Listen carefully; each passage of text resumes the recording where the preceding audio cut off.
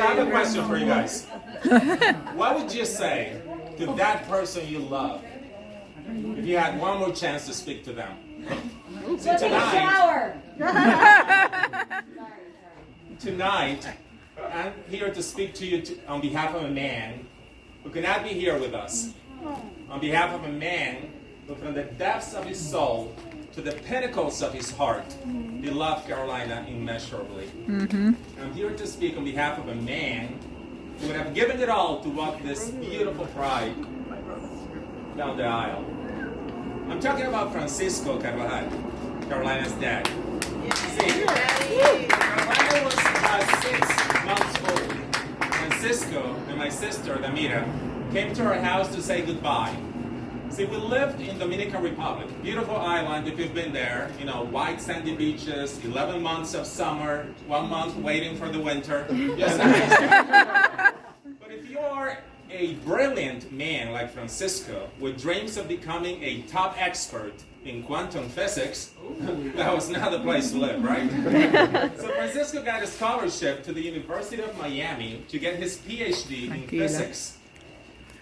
Can you imagine this? This was back in the 80s, before the internet, before globalization. And he got a scholarship. And you know how smart you have to do to achieve such a feat?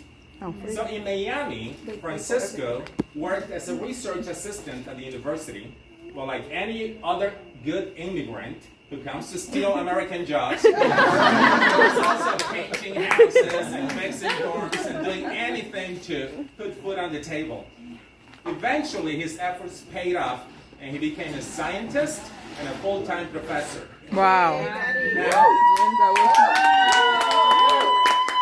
Carolina here was the joy of Francisco's heart. I mean, Francisco was so proud of how smart she was. He would spend hours and hours teaching her on every subject. And you know how kids are always asking all types of questions? Just like, Daddy, what is love? And he, you know, him being the scientist that he is, was like, well, you know, the hypothalamus in the brain produces oxytocin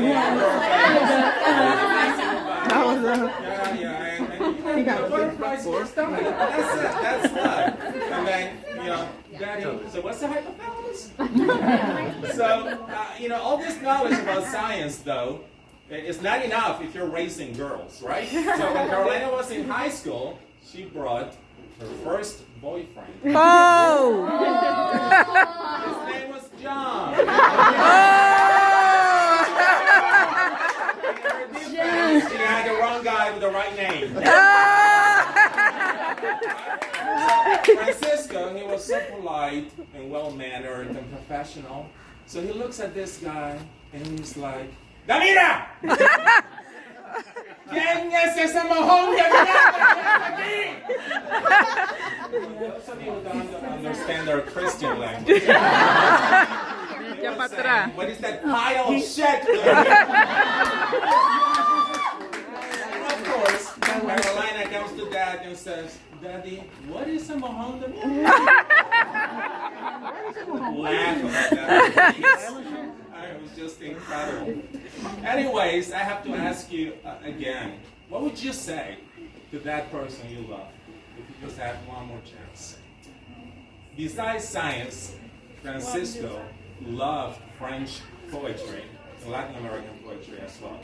So I think he would say this: tomorrow at dawn, the hour when the countryside becomes white, I will leave. I know that you're waiting for me. Oh my I will go by the forest. I will go by the mountains. I cannot stay away from you any longer. I love you just the way you are. I love you without knowing how, when, or from where. I love you honestly and openly, without complexities or pride. I love you without knowing how, because I know no other way. So close that your hand on my chest is my hand, so intimately that your eyes close as I fall asleep. Señoras y señores, on behalf of our favorite scientist, I would like to wish Mr. and Mrs. Rittenhouse many, many years of sweet chemical reaction.